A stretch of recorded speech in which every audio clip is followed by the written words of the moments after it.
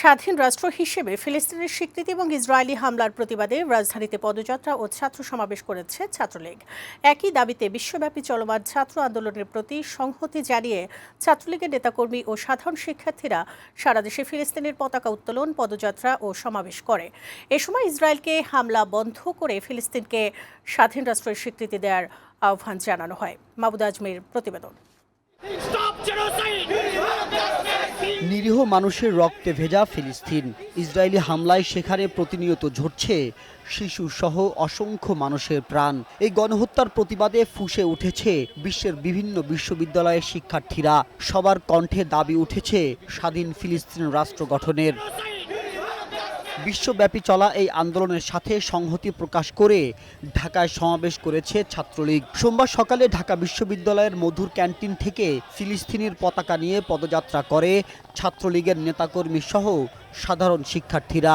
ফিলিস্তিনকে স্বাধীন রাষ্ট্রের স্বীকৃতি দিতে স্লোগানে স্লোগানে মুখরিত হয়ে ওঠে পুরো ক্যাম্পাস।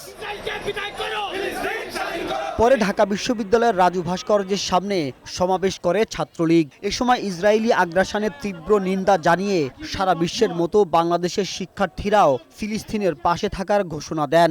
হত্যা চায় না, খুন চায় না, দর্শন চায় না, মানুষের রক্তের লেলিহান শিকা চায় না।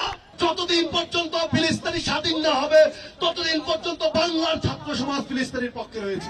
অবুঝ মানুষদের প্রতি নির্যাতন হচ্ছে, সেই নির্যাতনের নিন্দা জানাই।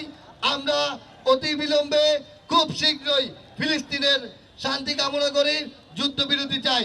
এই জোয়ারের ঢেউ গিয়ে ওই গাজা উপত্যকায় লাগবে এবং গাজা উপত্যকা থেকে সকল অন্যায়, অবিচার, অপশাসন ভেসে যাবে।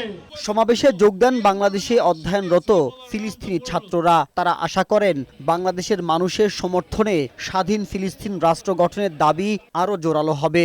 Each day innocent lives are lost, human destroyed, and future destroyed in the name of deflect. Thank you so much for all the free people around the world.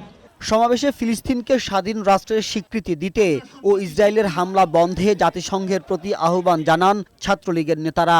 দাবি জানান কার্যকর ভূমিকা নেয়ার। পৃথিবীর বিভিন্ন দেশে প্যালেস্টাইনের স্বাধীনতা আন্দোলনের পক্ষে যারা কথা বলেছে, আগ্রাসনের বিরুদ্ধে যারা লড়াই করেছে, পুলিশি হামলার শিকার হয়েও যারা প্যালেস্টাইনের স্বাধীনতা আন্দোলনের পক্ষে তাদের কণ্ঠ উচ্চারণ করেছে, তাদের প্রতি বাংলাদেশের ছাত্র সমাজের পক্ষ থেকে আমরা সংহতি জানাই, অভিনন্দন জানাই।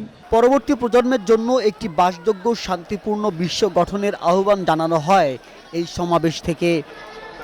মাহবুদ আজমি, বৈশাখী সংবাদ, ঢাকা।